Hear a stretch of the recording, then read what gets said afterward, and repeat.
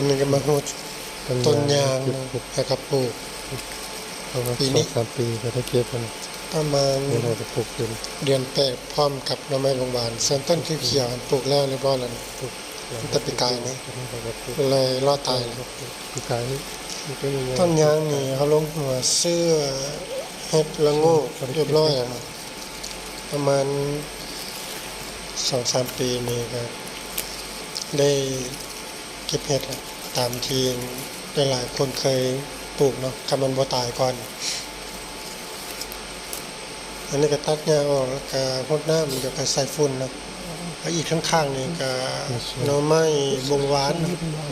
อันนี้ก็กระปุกปีนี้ก็กันปี2025นี่แหละปลูกเดือน8มันก็ได้ประมาณ 4-5 เดือนแล้วเนาะยังแตกเป็นสุกงามคักลีนี่ลำเต็มเบิดลำต้นงาก็เต็มเลยเดี๋ยวต้องได้รีออกแล้วก็ใส่ฝุ่นหดน้ำใส่นี่ก็แตกออกมาจะเพื่อแล้วนะ เต็มเลย